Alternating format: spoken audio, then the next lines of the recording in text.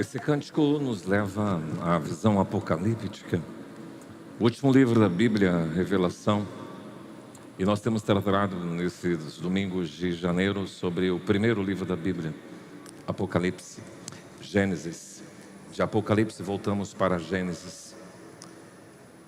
O que a gente tem buscado nesses dias fazer é de que os nossos cultos e as nossas reflexões sejam didáticas, talvez parecido um pouquinho daquilo que nós vimos nas nossas escolas bíblicas dominicais, onde a gente podia conversar mais sobre a Bíblia, e queremos, com a temática desse ano, falar mais sobre o livro. O livro dos começos é o livro de Gênesis.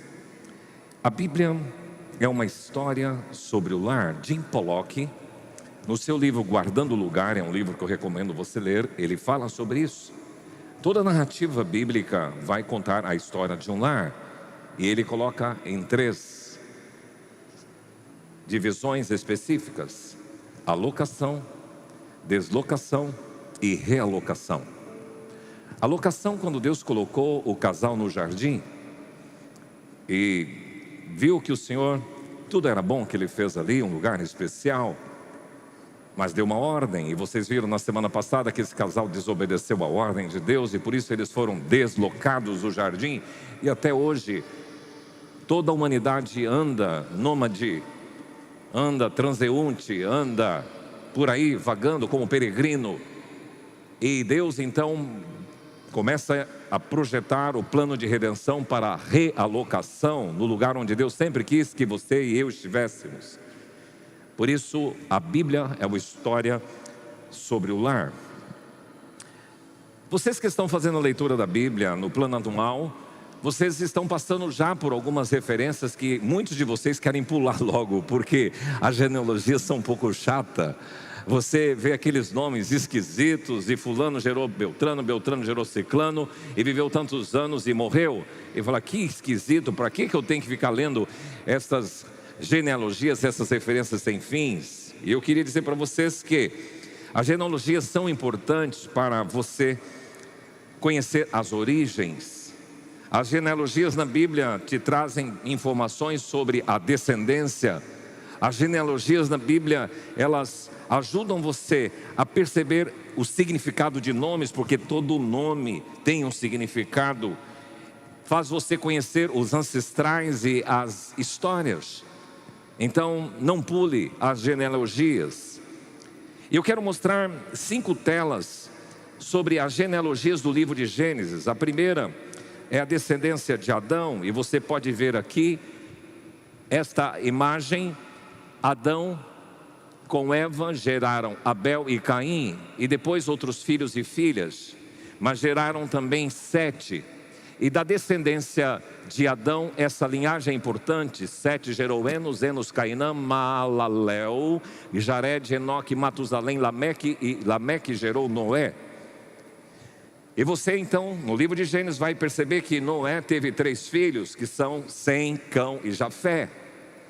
E é interessante você entender que através dessas genealogias, as nações da terra e os povos surgiram. Por exemplo, quando você olha para a genealogia de Cã, você tem o pessoal da Etiópia, do Egito, da Líbia e os cananeus. Se você vai para a genealogia de Jafé, você vai encontrar aqui também os povos medos, gregos, espanhóis e romanos, todos da genealogia de Jafé. Mas para nós a genealogia importante é a genealogia de Sem, porque Sem tem vários filhos, mas aqui nós vamos olhar para Sem. Gerou Arfaxade, Selá, Eber, Peleg, Reu, Naor, e Naor gerou a Terá, e Terá gerou Abraão, Naor e Arã. E nós vamos sempre focar essa daqui. Abraão de Sara gerou Isaque. Isaque com Rebeca gerou a Esaú e Jacó, e aí deu a população ou a nação de Israel, que são as 12 tribos. Então é importante ter o conhecimento dessas genealogias, especialmente a de Abraão, porque Abraão, você vai ter Ismael, que foi filho da Agar com Abraão, mas com Sara ele teve Isaque, e desses com Rebeca, depois vocês vão encontrar Jacó, e que esse passou a ser chamado Israel e Esaú, e todas essas 12 tribos, que são os 12 filhos de Jacó, que passou a chamar Israel, vocês vão ter a composição da nação de Israel. Então todas essas genealogias vocês encontram aí no livro de Gênesis, e eu queria convidar você a abrir sua Bíblia comigo no livro de Gênesis, capítulo 6, versículos 3 em diante. Você, estudante da Bíblia, precisa conhecer as origens. Você que quer ler a Bíblia e conhecê-la melhor, eu creio que essas reflexões vão ajudar você a ter uma compreensão do livro de Gênesis. O texto de Gênesis 6 diz o seguinte: então disse o Senhor, o meu espírito, lembrem vocês aqui, uma pausa, um parêntese, espírito, ruá, o meu sopro, o meu vento, a minha brisa, não agirá para sempre no homem, pois este é carnal, e os seus dias serão 120 anos. Viu o Senhor que a maldade do homem se havia multiplicado na terra, e que era continuamente mal todo o desígnio do seu coração. Então se arrependeu o Senhor de ter feito o homem na terra, e isso lhe pesou no coração. E disse o Senhor: farei desaparecer da face da terra o homem que criei, o homem e o animal, os répteis e as aves dos céus, porque me arrependo de os haver feito. Mas, porém, todavia, contudo, no entretanto, Noé achou graça diante do Senhor.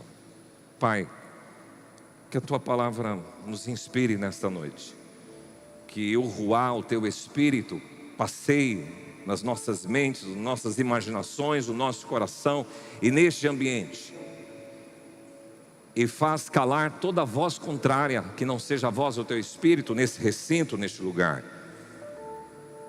Que possamos estar atentos e os nossos corações conectados com Teu Espírito.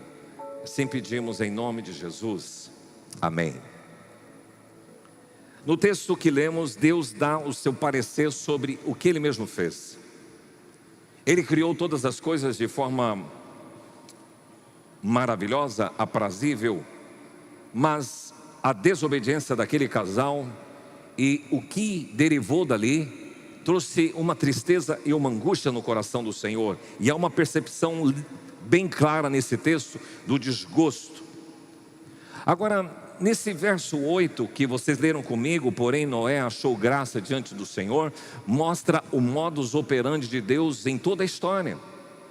Porque é importante que você saiba que desde a queda do homem, através de Adão e Eva, toda a humanidade passou a ser corrompida, e a maldade começou a ser deflagrada em toda a história da humanidade. E no livro de Gênesis vocês vão perceber justamente a temática da nossa reflexão: gente boa no meio de uma humanidade má. A humanidade se deteriorou. Então nós vamos ver nesta reflexão 3 blocos. O primeiro, nós vamos descrever como que em Gênesis se comportou a humanidade. Vocês vão perceber por 4 episódios que esta humanidade era má.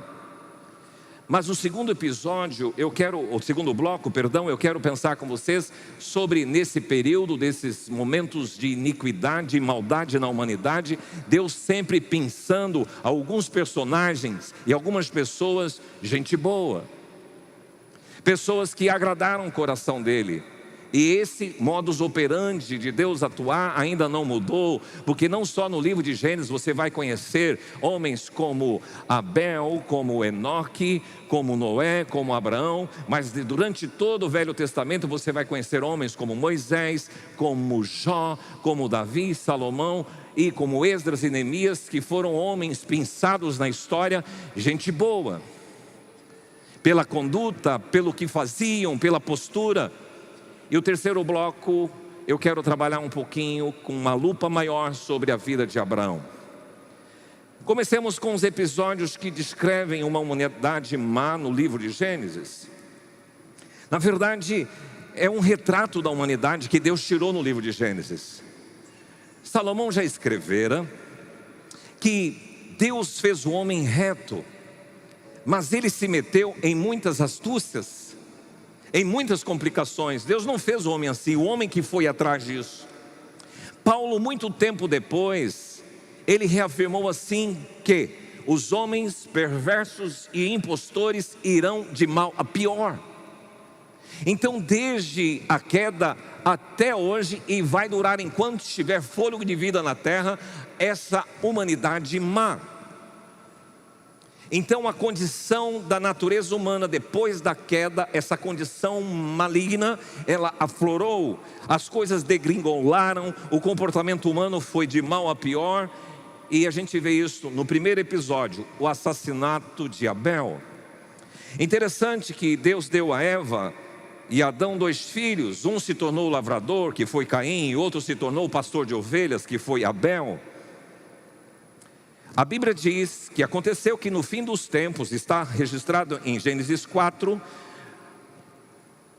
trouxe Caim do fruto da terra uma oferta ao Senhor, e da mesma forma, Abel, por sua vez, trouxe das primícias do seu rebanho, da gordura deste, e agradou-se o Senhor de Abel e de sua oferta.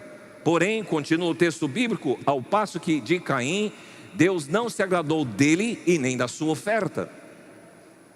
Há umas questões levantadas no aspecto teológico, por que Deus não se agradou da oferta de Caim, se agradou da oferta de Abel, mas não só da oferta dele, de Caim, não se agradou dele nem e se agradou de Abel?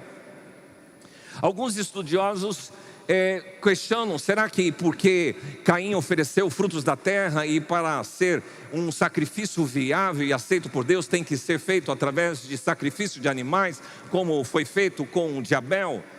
Mas a ideia talvez mais capciosa, eu ouvi um intérprete dizendo o seguinte, que nessa expressão, aconteceu que no fim de uns tempos, parece que Caim, o versículo diz aí, Gênesis 4:3, no fim de uns tempos, Caim ele deixou meio para depois, ele não fez aquilo como algo prioritário na vida dele, ao passo que Abel trouxe das primícias, uma das primeiras coisas que ele fez. Então, portanto, é uma ideia plausível de que a forma como Caim se comportou, deixando assim meio que para depois o seu culto a Deus, as suas oferendas ao Senhor, e Abel não, das primícias ele dedicou ao Senhor, e Deus aceitou Abel e sua oferta, mas não aceitou e declarou isso para Caim. A partir dali, Caim criou uma revolta contra Deus e contra seu irmão. E o texto bíblico tem a narrativa de que certo dia ele recebeu o seu irmão no campo e lá ele atentou contra o seu irmão e o matou. Aqui você começa a perceber nesse primeiro episódio esse assassinato desse menino, desse moço Abel. O Caim matou 1/4 da população da terra. Pois bem, humanidade má aflorando no coração desse menino. Segundo episódio, o dilúvio. Você vai encontrar em Gênesis 6-9, o texto bíblico que lemos fala do dilúvio. Viu o Senhor que a maldade do homem se havia multiplicado. Ele percebeu isso nos contemporâneos de Noé. E Deus então pediu para Noé, porque Noé achou graça diante do Senhor, pediu para Noé erigir, construir uma arca, dando todas as especificações e orientações para esse procedimento. Eu fico imaginando como as pessoas reagiram, pré-diluvianas. Olha, aqui que esse Noé está maluco, como que ele vai construir isso? Não é comum ter chuva, nunca vimos isso, e agora ele está dizendo que Deus vai inundar a terra e vai matar todos os animais e os seres viventes. Que estranho isso. A Bíblia diz que Noé foi um pregador da justiça. E de fato aconteceu, depois que ele aparelhou a arca, entraram na arca 8 pessoas, Noé e a sua família, e animais em pares, e com especificações que a Bíblia descreve, você pode olhar depois lá em Gênesis 7. E é interessante que durante 40 dias choveu ininterruptamente e inundou. E depois 150 dias a água ficou sobre a terra. E Deus então dizimou toda a humanidade e toda a criação que estava fora da arca. Por quê? Porque Deus viu que a maldade havia se multiplicado.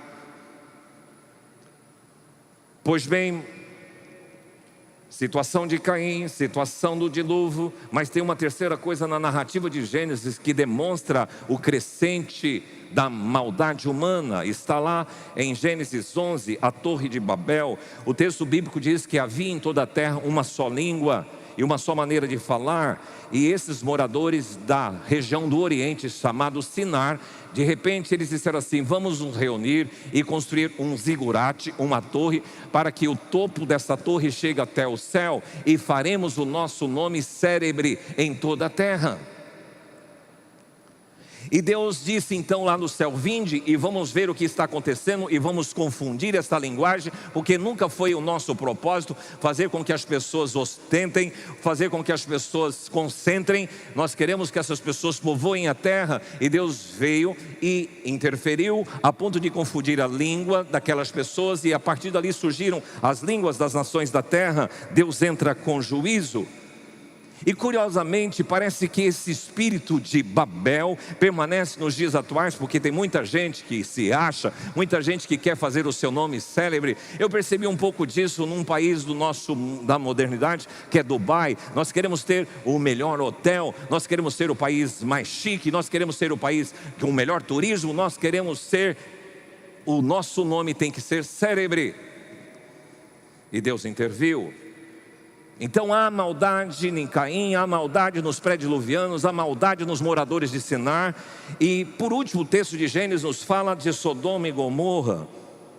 E se você for estudar Gênesis 18 a 19, você vai perceber que desde Gênesis 12, Deus já havia chamado Abraão lá do Ur dos Caldeus, e ele levou consigo o seu sobrinho chamado Ló.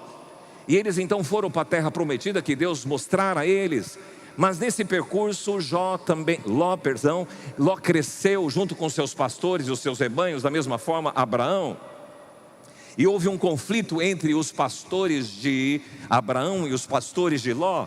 Então o tio chegou e falou: sobrinho, não dá mais para nós ficarmos juntos, e se você escolher ir para o leste, eu vou para o oeste. Se você querer ir para o norte, eu vou para o sul. E o texto bíblico diz que Ló levantou os seus olhos e viu a planície do Jordão e escolheu aquele lugar. E ele foi morar lá, que era o lugar de Sodoma e Gomorra. Interessante aqui um destaque. A Bíblia diz, é curioso isso, Gênesis 13, 10, é um detalhe muito curioso do texto bíblico. Se você quiser olhar lá, diz assim: levantou Ló os olhos. Ele levantou por si só, mas quando você folheia em Gênesis 13, 14, 4 versículos depois, o Senhor diz para Abraão: ergue os teus olhos. Quando é você que levanta os olhos e faz as suas escolhas, você vai cair em lugares como Sodoma e Gomorra. Mas quando Deus levanta os seus olhos e fala: ergue os olhos que eu vou te mostrar para onde você deve ir, você vai estar dentro e sob a bênção de Deus. Gênesis 14 a 17 é tudo a história de Abraão. Nós não vamos nos ater a essa história. Mas até que em Gênesis 18 e 19 chega o anúncio da destruição de Sodoma.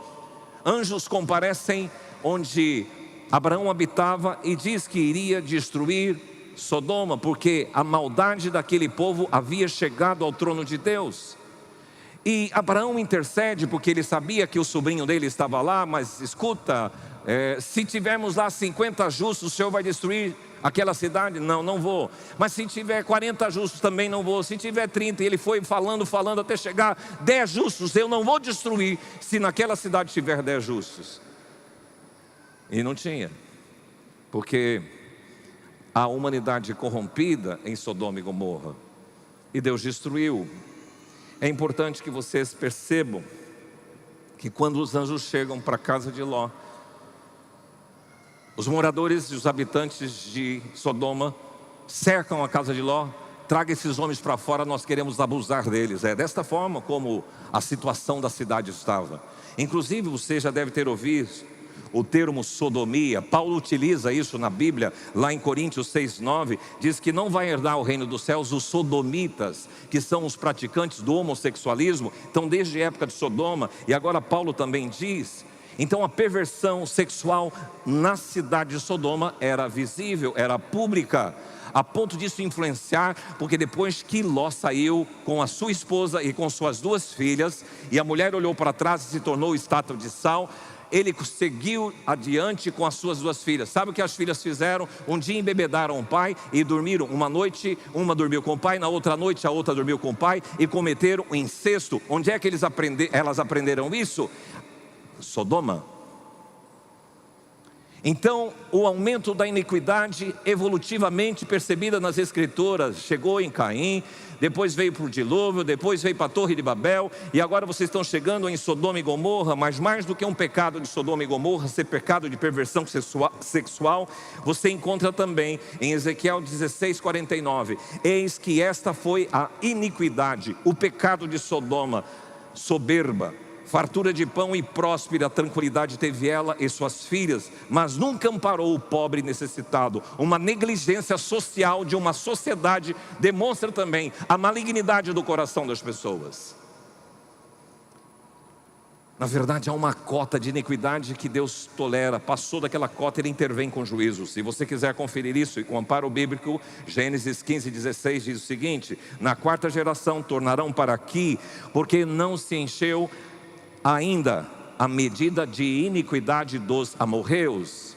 Então existe um limite que Deus tolera, e assim aconteceu com Sodoma, assim aconteceu com muitas cidades cananitas por intervenção de Israel na história dessas cidades cananitas. Também aconteceu na história de Israel por causa da desobediência, quando Deus usa os assírios e usa os babilônios para ser instrumento de juízo ao seu povo, porque há uma cota de tolerância do Senhor. Então esses 4 episódios descrevem uma humanidade má, que caminha de mal a pior. Mas no meio deste fervo de uma humanidade ruim, péssima, maligna, corrompida e perversa, existe gente boa no meio desta humanidade. E aí eu quero destacar isso. Existe uma palavra que a própria Bíblia utiliza, que é remanescente, e remanescente e perseverante é uma expressão que eu gostaria de dizer. Essas pessoas boas, essa gente boa, que durante a história bíblica e durante a história de forma geral permanece fiel ao Senhor, é o que chamo de remanescente e perseverante. Remanescente significa o resto, o que sobra, o que remanesce. E isto nós vamos olhar no cuidado de Deus, mesmo nesse período de Gênesis, cheio de iniquidade e perversidade. Deus manteve alguns homens perseverantes. Deus em toda a história vai manter um fio que segue de remanescentes perseverantes, de gente boa, gente que permanece fiel. Há um cuidado deliberado de Deus em preservar esse remanescente. Ele sempre fez isso. Nesses episódios que mencionei, nós vamos encontrar algumas pessoas que a gente classifica como gente boa. Primeiro, encontramos aí Abel. O texto bíblico diz, Gênesis 4:4, Abel por sua vez trouxe das primícias o seu rebanho e da gordura deste. Agradou-se o Senhor de Abel e de sua oferta. Esse cara é gente boa. Ele faz parte do remanescente perseverante. Ele não se comportou como Caim, que Deus até deu a chance. Caim, não aceitei a sua oferta, eu sei que você está irado, mas se você aquietar o seu coração e você mudar, está tudo resolvido. Mas ele não, ele foi ao contrário. E é interessante que Deus se agradou de Abel e da oferta. Veja que não tem muita distinção, porque tem gente que quer que Deus se agrade da oferta e Deus quer que Ele se agradar da sua vida. E é algo concomitante. Se o seu coração é do Senhor, aquilo que você faz também é para o Senhor. Ele vai se agradar tanto de você como daquilo que você faz, da sua oferta, do seu ministério, da sua dedicação. É isto. Mas existe um segundo personagem nesse período de gente iníqua e má, que é Enoque. Em texto de Gênesis 5:22 diz: andou Enoque com Deus, e depois que gerou Metusalém, viveu 300 anos e teve filhos e filhas. Depois diz, andou Enoque com Deus e Deus o tomou para si. Enoque não passou pela morte, ele foi arrebatado.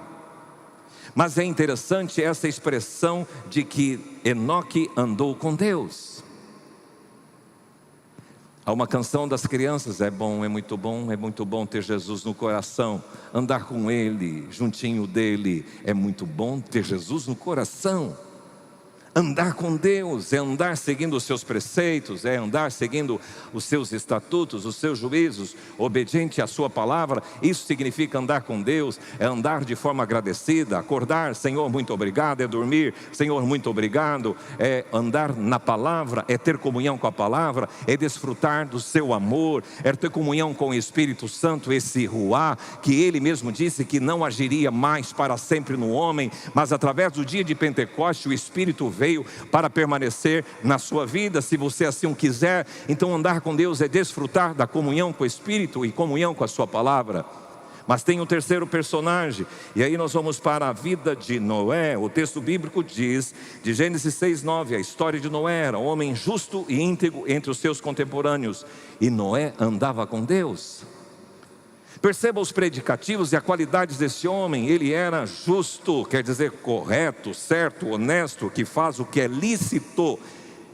Deus está procurando esse remanescente na história, e espero que você seja parte desse remanescente perseverante, desse gente boa, que anda de forma justa e que contraste de forma gritante com a corrupção dos nossos dias, a desonestidade dos nossos dias. Você não está no meio da humanidade pré-diluviana, você está numa humanidade também tão gravemente maligna quanto a pré-diluviana, mas você tem que contrastar com o seu comportamento, que foi o que Noé fazia.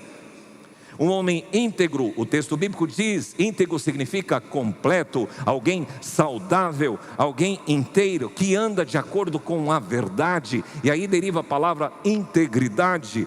E ele andava com Deus semelhante a Enoque, o seu ancestral. O procedimento, a palavra andar com Deus é o seu modo de viver, o seu estilo de vida era agradável a Deus, compatibilizava com aquilo que Deus esperava. Com Noé, Deus estabelece uma aliança. Quando Noé saiu da arca, depois de passado os 40 dias, mais os 150 dias, a primeira coisa que Noé faz, o que foi? Levantar um altar.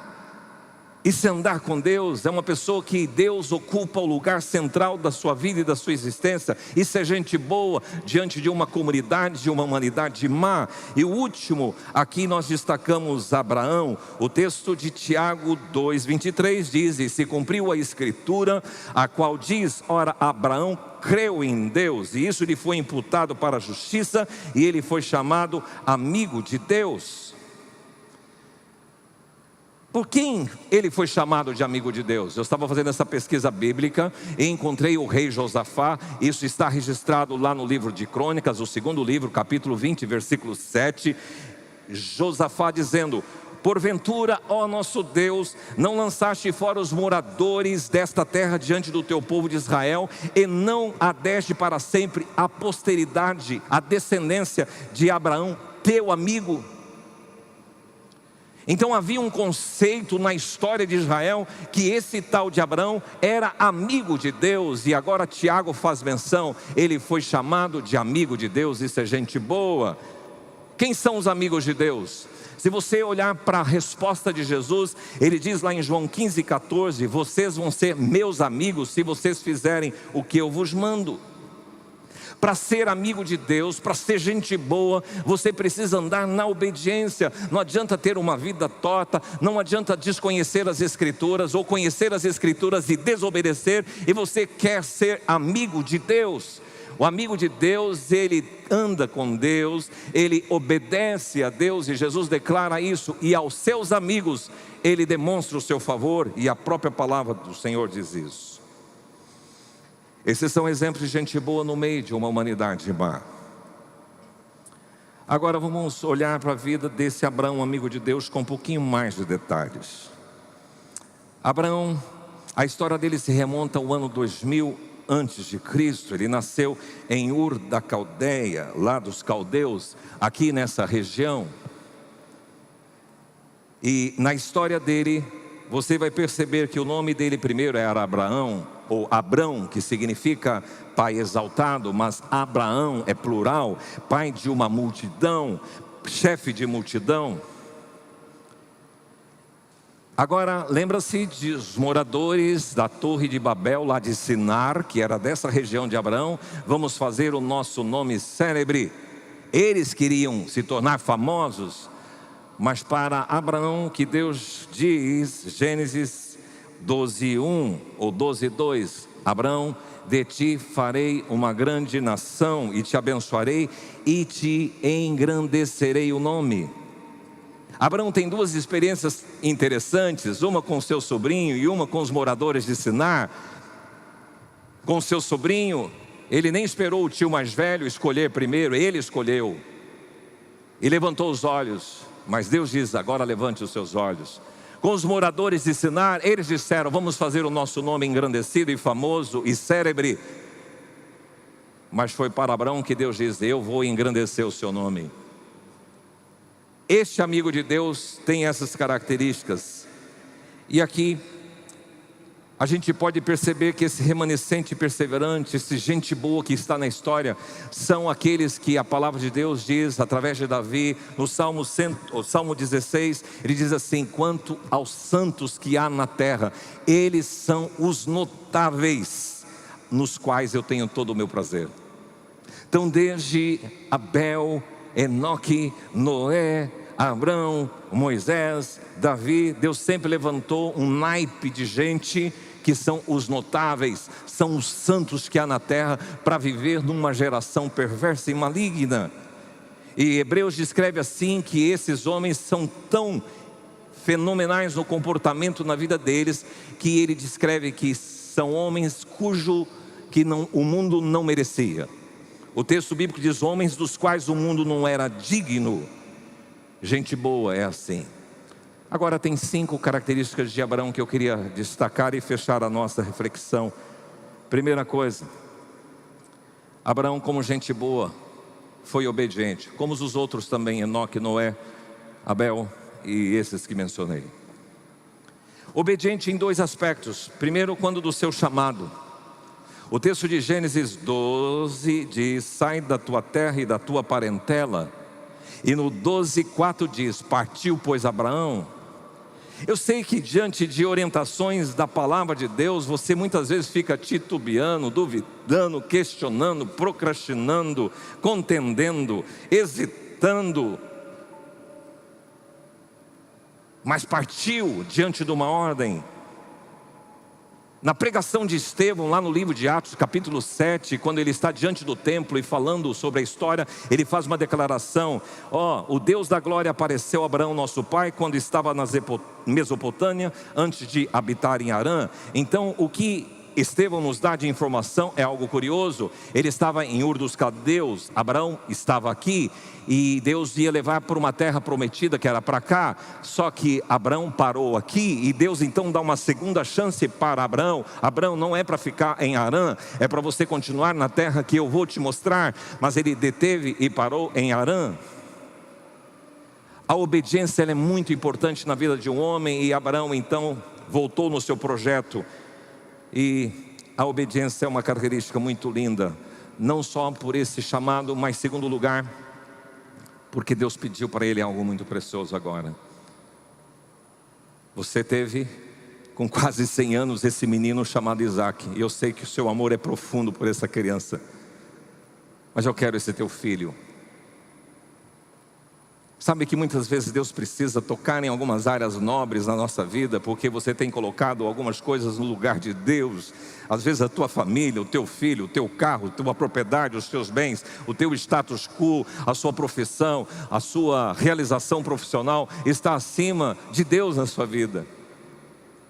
E quando Deus pede isso para Abraão, ele realmente ficou por dentro machucado, mas a Bíblia diz que ele foi até o lugar onde Deus mostraria, que foi em Moriá. E eu acho interessante quando aquele menino, pai, está a lenha, está o cutelo, está aqui, mas cadê o rebanho, cadê a ovelha? E Abraão responde, Deus proverá.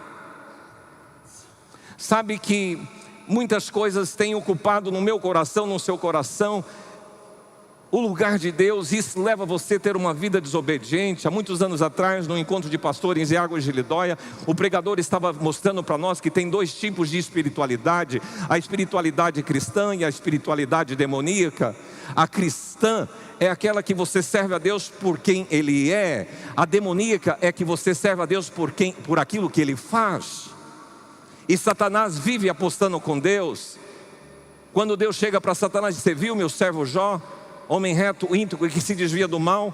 Satanás mexe com os homens também. O Senhor dá tudo para ele. Tira o prestígio, tira a propriedade, tira a família, tira a saúde. Eu quero ver se ele não vai blasfemar. E mesmo assim Jó não blasfemou, porque a espiritualidade de Jó era cristã. Mas a maior parte de nós temos uma dificuldade com isso, porque nós estamos servindo a Deus por aquilo que Ele faz e não por quem Ele é.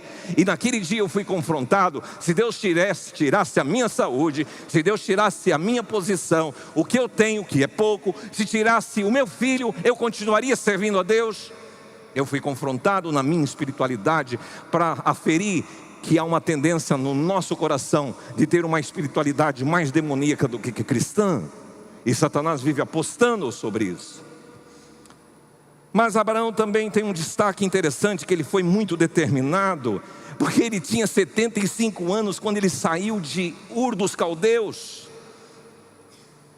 Eu sei que talvez vocês já estão aí chegando nos 60, alguns nos 50 e já pensando na vida, já querendo tirar o pé do freio e pensando muita coisa. Esse cara com 75 anos, ele partiu para cima, por um lugar desconhecido, levando sua família e todas as coisas, vivendo as intempéries do deserto, as incertezas do futuro, enfrentando inimigos no meio do percurso, enfrentando línguas, cultura, alimentos, escassez e tudo mais. Porque ele tinha uma determinação e coragem, coisa que muitas vezes falta aos amigos de Deus. Cara, você está iniciando o ano, parte para cima, que Deus te encha de vigor, de coragem. Ele foi um gestor de pessoas, ele cuidou de pastores e servos, ele foi um pecuarista, empreendedor, um rebanho que prosperou. Ele manteve o seu gado, o seu grupo, mas através de trabalho, dedicação, empenho, espírito empreendedor, espírito guerreiro. Não desista. Ele enfrentou reis, ele enfrentou Abimeleque, ele enfrentou o próprio faraó do Egito. Mas tinha um profundo senso de realismo a ponto de comprar um terreno para sepultar a sua esposa Sara. Eu visitei um produtor rural com 94 anos essa semana. Ele é uma pessoa que fez grandes realizações e perguntei: o senhor não vai na fazenda, não gosta de dormir lá? Ele falou: não. Eu falei: por quê?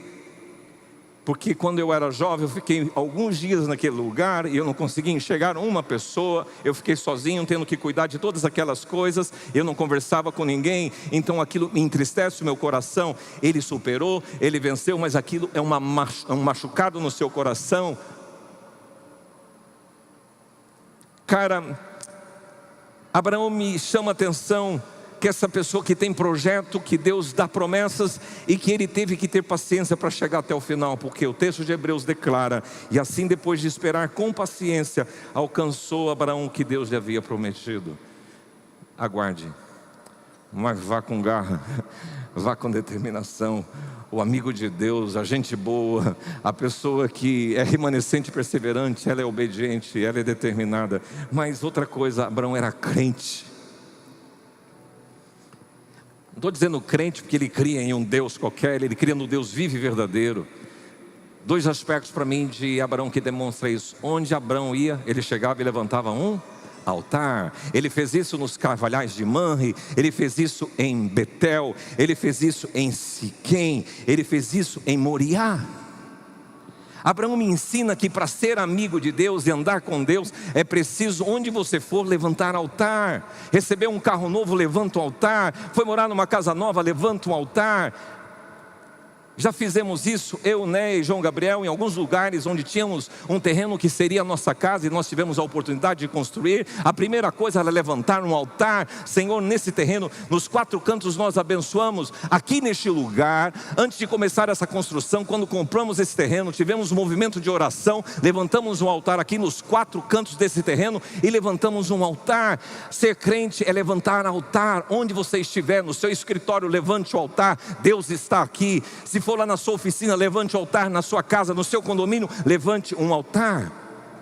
Quanta devoção desse homem, quanto temor e amor ao Senhor, que espiritualidade sadia. Ele batia ponto no lugar de adoração. Ele tinha o seu tempo de adoração. Nos domingos ele ia à igreja, se fosse nos nossos dias. Era um cristão zeloso, dedicado e fiel. Ele não trocava nenhuma festa por causa do altar. Homem que tinha relacionamento com Deus, tempo de oração, tempo de culto, tempo de sonhos. Crente levanta altares, crente tem devoção a Deus, crente ora. E Abraão era assim. Sabe o que me impressiona?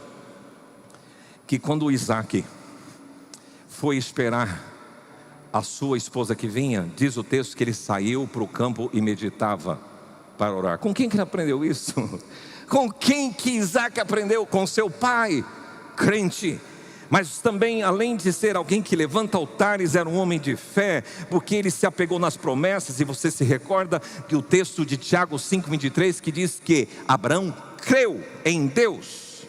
Ele cria que mesmo sem saber para onde ia, o Senhor ia mostrar o caminho. Ele cria que mesmo sendo a sua mulher estéril e idosa, que o Senhor lhe proveria um filho. Ele cria que mesmo sacrificando o seu filho, Deus seria capaz de suscitar uma descendência. Ele cria que mesmo diante das dificuldades e das lutas da vida e das hostilidades, o Senhor lhe daria vitória, porque Deus vai prover. Por isso ele é chamado do pai da fé.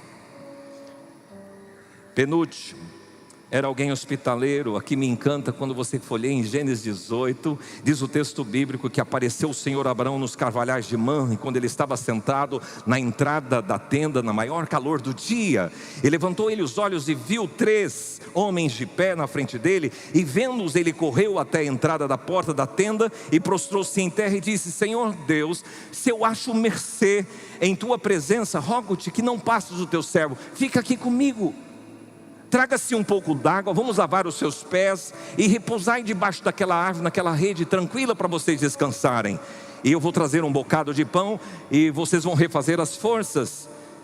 E eles responderam: faze como fizeste, como disseste. Ah, esposa, se o teu marido chegasse com 3 homens sem avisar você que eles iam almoçar, jantar, como você ficaria? Sara teve que rebolar e se virar para dar conta desse problema. O texto de Gênesis 18:6 diz: apressou-se, pois, Abraão para a tenda de Sara, e lhe disse: amassa depressa 3 medidas de flor de farinha e faze pão assado no borralho.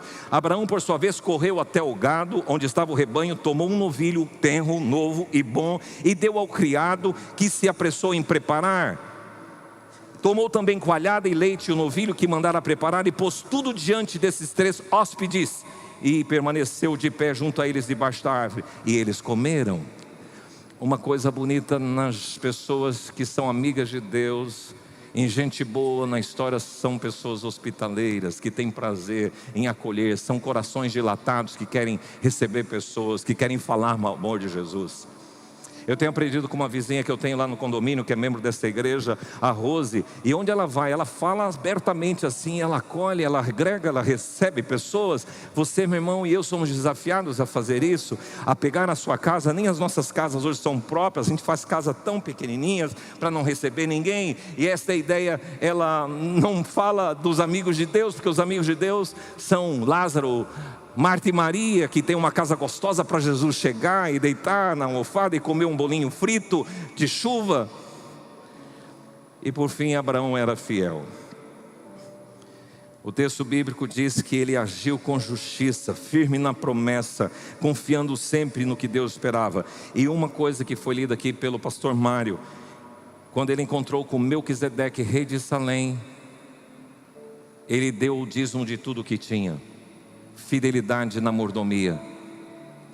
Ah, você que é contra o dízimo fala assim: não, porque na verdade o dízimo é algo da lei mosaica. Não, Abraão é antes da lei. Esse princípio é para mostrar a sua fidelidade a Deus, a sua dependência. Abraão não tinha dificuldade disso, porque Deus o fez prosperar. E se você quer um mecanismo, um princípio de prosperidade na sua vida, de fato é esse.